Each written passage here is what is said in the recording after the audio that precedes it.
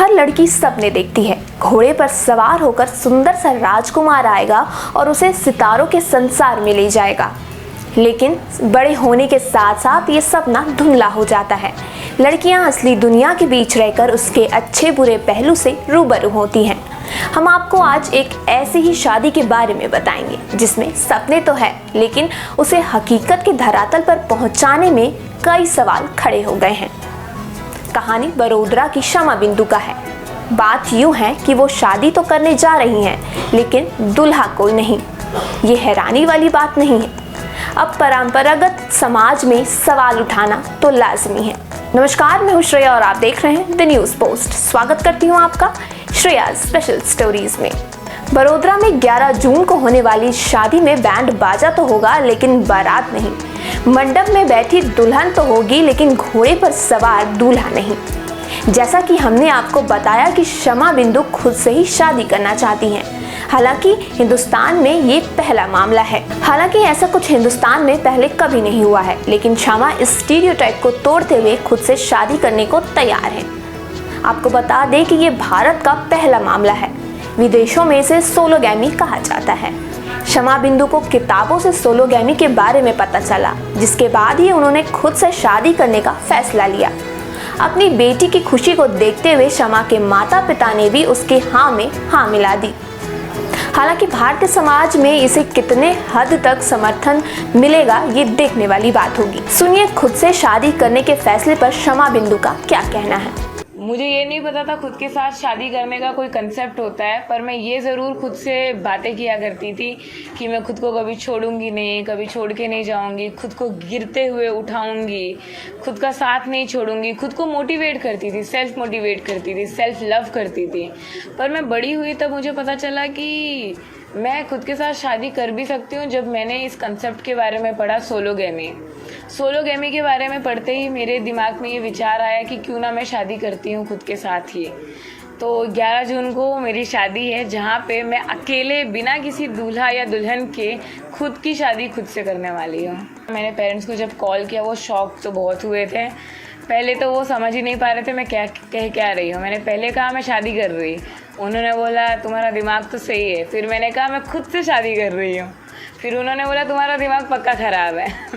मैंने उनको समझाया, आधे घंटे उनसे कॉल पे बात की। फिर उन्होंने बोला तुम्हारी खुशी जिसमें है, हमारी भी खुशी उसमें ही है।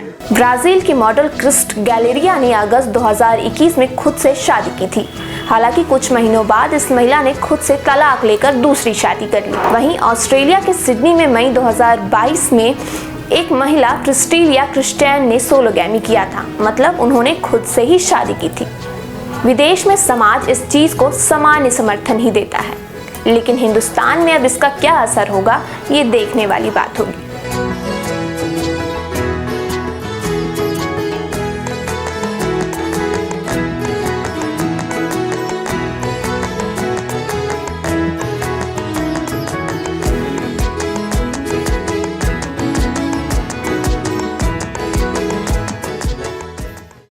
अब हम जानते हैं कि भारतीय कानून सोलोगैमी को मान्यता देता है या नहीं।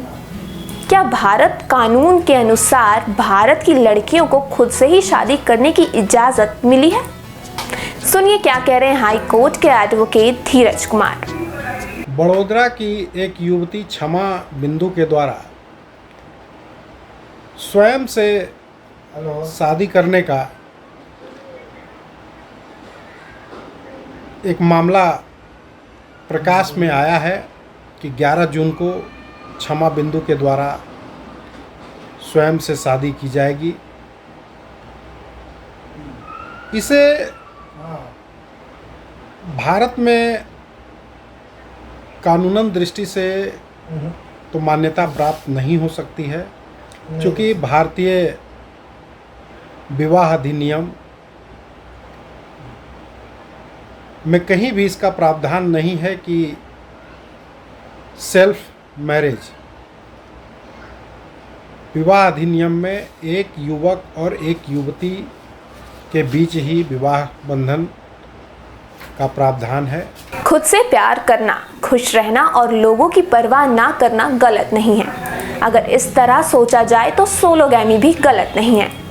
लेकिन समाज में कुछ अलग और नया करना आसान नहीं है।